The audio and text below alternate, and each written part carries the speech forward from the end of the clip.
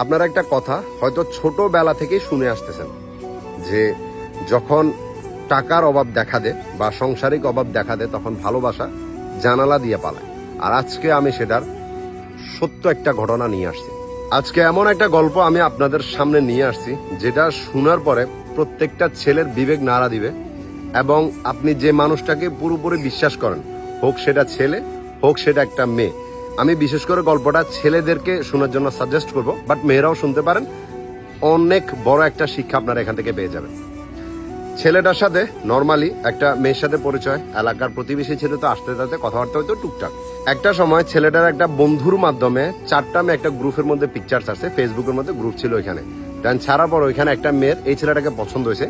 পছন্দ হওয়ার পরে প্রথমে তো সে লজ্জা শর্মে বলে নাই, বাট একটা সময় বন্ধুদের বলেই দিছে।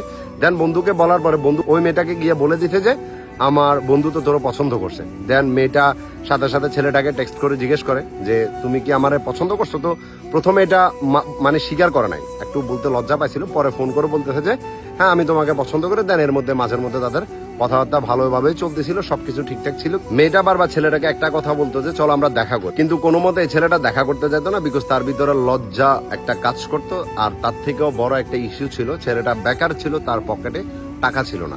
আর এই জন্য মেয়েটাকে বিভিন্ন রকম বাহানা দিয়ে যাচ্ছিল, তো দেখা আর করে নাই। কিন্তু 2015 সালে যখন বাংলাদেশের খেলা হইতেছিল, দেন ওই টাইমে সে ওই দিন ওই মেয়েটার সাথে দেখা করতে যায় তার একটা বন্ধুকে নিয়ে। আর ওই বন্ধু সম্পূর্ণ খরচটা বহন করে। তাদের যে একটা খরচ পাতি হয়েছে না, দেখা করতে গেছে, ওখানে সম্পূর্ণ খরচটা তার বন্ধু বহন করে। একটা সময় মেয়েটাকে বিভিন্ন জায়গা থেকে বিয়ের জন্য দেখা শুরু করে দেয়, তার ফ্যামিলিও তাকে বিয়ে দিয়ে দিবে এমন প্রিপারেশন নিয়ে নিছে। আর মেয়েটা স্ট্রেট ফরওয়ার্ড তার পরিবারকে বলে দিয়েছে যে আমি ওরে ভালোবাসি এবং আমি যদি বিয়ে করতে হয় তো ওরেই করব। এখন ছেলেটা তার পরিবারকে বলতে ভয় পাচ্ছিল, কারণ ছেলেটা বেকার ছিল, এই একটা কারণে। দেন একটা সময় দেখতেছে যে কোনো মতে না বলে আর থাকতে পারতেছে না, পরে ফ্যামিলিকে বলে এবং ছেলের ফ্যামিলিও রাজি না, মেয়ের ফ্যামিলিও রাজি না। ইস্যু একটাই, সেটা হলো ছেলেটা কোনো কিছু করে না, সে একটা বেকার ছেলে, কখন যা কি করবে হ্যাঁ এ পর্যন্ত কি বসে থাকা যায়। কিন্তু মেয়েটা তার ফ্যামিলিকে বলতেছে যে যখন ওর ঘাড়ের উপরে দায়িত্ব আসবে, যখন ও বুঝতে পারবে বিয়ের পরে, তো সবসময় আরো বেকার থাকবে না, এতটুকু বিশ্বাস আপনারা করতে পারেন। দেন দেখতেছে যে দুজনকে কোনো মতে হার মানানো যাচ্ছিল না। একটা সময় তাদের পারিবারিকভাবে বৈঠক হয়ে তারা দুজন বিয়ে করে। এখন বিয়ে করার পরেও সংসার জীবন যেভাবে যাচ্ছিল ভালোই যাচ্ছিল। বুঝতে পারতেছেন একটা বেকার ছেলে সংসার আর কেমন যেতে পারে। এর মধ্যে মেয়েটাও পড়ালেখা করবে এবং তাকে পড়াশোনা করানোর যে খরচপাতি সম্পূর্ণ ছেলেটার পরিবার বহন করতেছিল এবং ছেলেটাও দিচ্ছিল। কিন্তু একটা সময় ছেলেটা চিন্তা করলো যে এভাবে আর কতদিন, এবং সে বাহারান যাওয়ার জন্য ভিসা প্রসেসিং সম্পূর্ণ দিয়ে 2 মাসের ভিতরে তার ভিসা হয়ে যায় এবং সে বাহারানও চলে যায়। কিন্তু ওইখানে যাওয়ার পর আসলো আরেকটা বাধা, সেটা হলো ওইখানে কাজের থেকে লোক বেশি। প্রায় 3 মাস পর্যন্ত এখানে বসেছিল, কোনো রকম কাজ কাম পায় নাই, বাট তারপরেও বউকে বুঝাইতেছে, ঠিক আছে, বউ বুঝতেছে।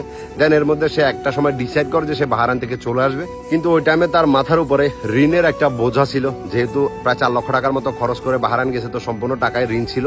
এর মধ্যে তার বউ ছিল প্রেগনেন্ট। এখন সে চিন্তা করতেছে যে কি করবো ওই টাইমে। তার বউ তাকে প্রশ্ন করতেছে যে তুমি বলো আমি কি করব, ঠিক আছে, যদি তুমি বলো আমি বাচ্চা রাখবো, না হলে আমি বাচ্চাটা কি করব বুঝতে পারতেছ। এরপরে ছেলেটা বলতেছে যে তুমি মার সাথে কথা বলে দেখো। এখন মার সাথে বলছে, মা বলতেছে যে তুমি বড় বোনের সাথে কথা বলে দেখো।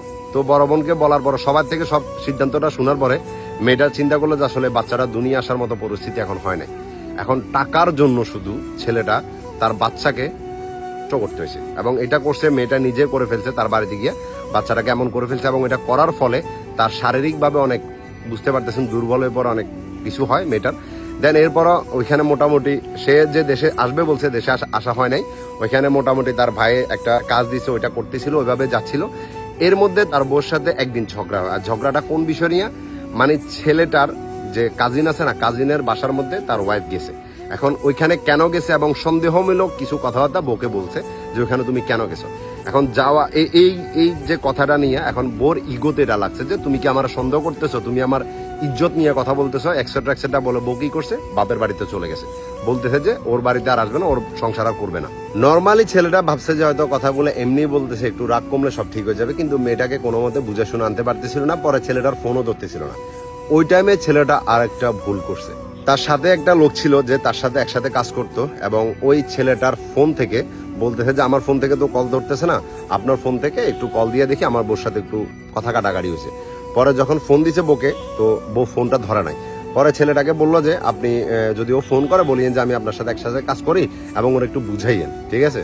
তো ওই ছেলেটা কি করলো, নাম্বারটা সেভ করে রাখছে, নাম্বারটা সেভ করে এবং দুর্বলতার পয়েন্ট ধরছে, পয়েন্ট ধরে তার ওয়াইফকে বিভিন্ন রকম আজে বাজে কথাবার্তা এই ছেলের সম্বন্ধে আরো বলছে। বলার পরে ডিরেক্ট বিয়ের প্রস্তাব দিচ্ছে যে আপনি ওরা ডিভোর্স দিয়ে দেন, আমি আপনাকে বিয়ে করবো, আপনাকে আমার ভালো লাগছে এবং আপনার টাকা পয়সা যা লাগে সম্পূর্ণ আমি দিব, আপনি দরকার পড়বে একলা বাসা নিয়ে থাকবেন, ওই বাসার খরচপাতিও আমিই চালাবো।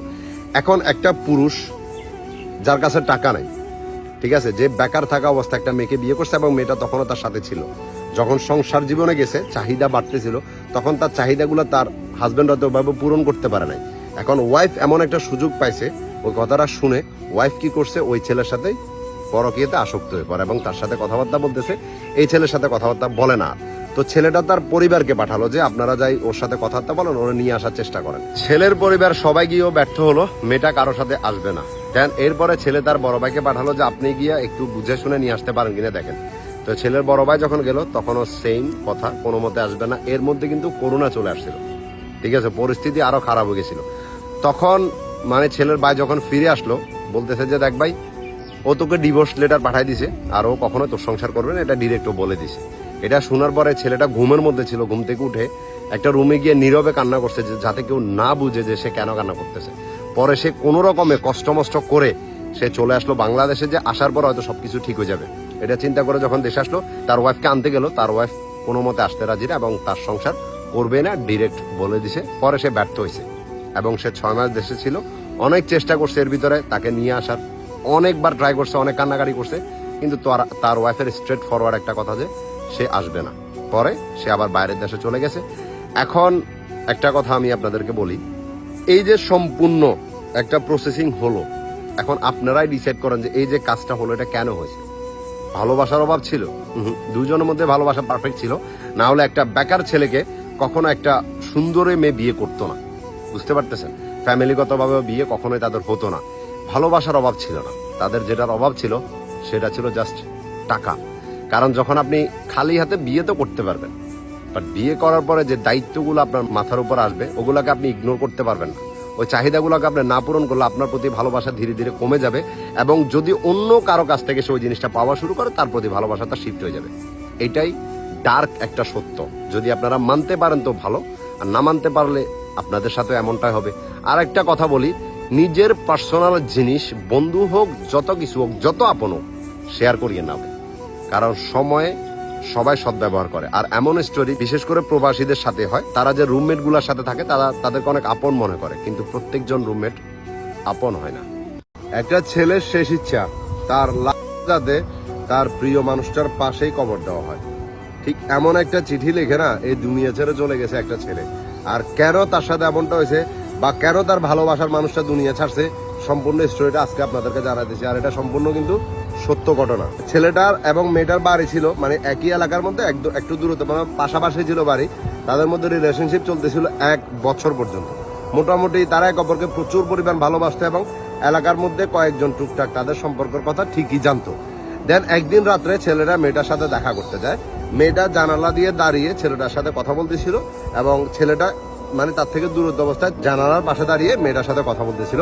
আর ওই টাইমে তাদেরকে দেখে ফেলে মেয়েটার আপন চাচতো ভাই। দেখার পরে দুজনকে একসাথে বলতেছে যে মানে আমি হয়তো বাজারে গিয়ে কালকে এটা সবাইকে জানা দেবো, সমাজের মধ্যে এটা নিয়ে সবাইকে বলবো যে তোরা এখানে কিছু করতেছিস, আর যদি এটা থেকে বাঁচতে চাস তাহলে মানে মেয়েটাকে বলতেছে যে তার সাথে কিছুক্ষণ সময় কাটাতে হবে রুমের মধ্যে, ঠিক আছে। আর একটা অপশন দিয়েছে ছেলেটাকে যে তুই আমাকে 10,000 টাকা দে, তাহলে আমি একদম মুখ বন্ধ রাখবো। কিন্তু ছেলেটার কাছে ওই টাইমে টাকা ছিল না। সে বললো যে আমার ফোনটা আছে, এটা আপনি হাতে রেখে দেন, দেন আমি পরে টাকা দিয়ে ফোনটা আপনার থেকে নিয়ে যাবো, তারপরে কাউরে কিছু বলার দরকার নেই, ওর বদনামি হয়ে যাবে, ঠিক আছে। বাট ছেলেটা মানতে রাজি না। ছেলেটা বলছে আচ্ছা ঠিক আছে, ফোন তোর লাগবে না, তুই ওরে বলো যাতে একটু আমার সাথে টাইম কাটায়। এটা যখন একটা পুরুষ শুনে যে তার ভালোবাসার মানুষকে অপর একজন পুরুষ এমন প্রস্তাব দিতেছে, ভাবুন তার মেন্টালিটি তখন, ব্রেইন কেমন কাজ করতে পারে। আর যে চাস্তো ভাই কাজটা করতেছে না, উনি পর্যন্ত বিবাহিত ছিল, মানে ও বিবাহিত ছিল, তারপরও মানে তার যে মানে বোন, আপন বোনের মতো, ও বোনের দিকে তার কি নজর ছিল একবার দেখেন। সুযোগ পাইছে মতো সে তার মানে ওই যে মনের কথা যেটা এটা বলে দিয়েছে যে এমন করে যদি আমার সাথে করে তাহলে আমি কারোকে বলবো না। আর এটা শোনার পরে না ছেলেটার মাথা ঠিক রাখতে পারে না এবং সে উড়াদুরা ওই ছেলেটার হাত উঠানোর পরে সে একদম ধরেন যে অবস্থা একটু খারাপই করে ফেলে, দেন ছেলেটা এখান থেকে চলে যায়। কে প্রেমিকে কাকে, যে খারাপ প্রস্তাব দিছে তাকে। দেন চলে যাওয়ার পরে অবশ্যই এবারে যে প্রস্তাবটা দিছে সে তো আর এটা নিয়ে বসে না, সে এলাকাবাসীর মধ্যে একদম জানাই দিছে। আর যে চাস্তো ভাই ছিল, চাস্তো ভাই বলতেছে যে আমি যখন এটা নিয়ে কথা বলতে গেছি আমার পর্যন্ত হাত উঠেছে। আর এই বিষয়টা যখন মেয়েটা মানতে পারে নাই, মেয়েটা কি করলো, তার নিজের রুমের মধ্যে সে নিজেকে নিজে করে দিল। আর এক পর্যায়ে যখন মেয়ের ফ্যামিলি এই বিষয়টা জানে, জানার পর সবাই ফার্স্ট অফ অল ব্লেম করছে সেই ছেলেটাকে যে তার সাথে দেখা করতে আসছিল, এবং ছেলেটার নামে গিয়া থানার মধ্যে মামলা করে তাকে প্রধান করে। যখন এটা করা হয়